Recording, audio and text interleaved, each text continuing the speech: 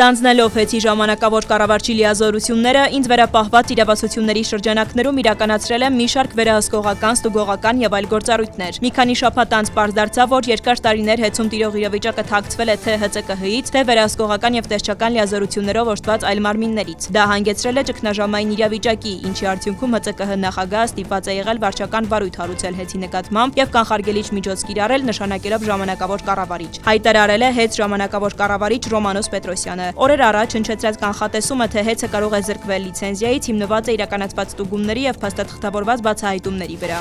2026-ին պաշտպանության ոլորտին նախատեսված է հատկացնել 563.1 միլիարդ դրամ, որից ընթացիկ ծախսը կազմում է 259.4 միլիարդ դրամ, իսկ կապիտալ ծախսերը 303.7 միլիարդ դրամ։ Ցուցանիշները ազգային ժողովում բյուջեի քննարկմանը ներկայացրել է պաշտպանության նախարարը։ Ձերբակալվել են Իմնեմնիմի փոդքասթի համահեղինակներ Նարեկ Սամսոնյանն ու Վազգեն Սաղաթելյանը, ըստ փաստաբանի նրանց մեղադրանք է առաջադրվել խուլիգանության հոդվածով։ Ազգային ժողովի նախագահի մամուլի խոսնակը հայտնել է, որ Սիմոնյանը հաղորդում է տվել իրավապահներին փոդքասթում հնչած վիրավորական արտահայտությունների եւ սպառնալիքների վերաբերյալ։ Օրենքով բոլորը պատժվելու են սպառնալիքների եւ վիրավորանքի համար։ Սիմոնյանի ընդգծումն է ճեպազրույցում։ ՍԱՏՄ-ից եւ Ղազախստանից ներկրված ցորենը ենթարկել է բուսասանիտարական անվտանգության եւ որակական փորձաքննությունների։ Բուսասանիտարական փորձարկումների արդյունքում վնասակար օրգանիզմներ չեն հայտնաբերվել։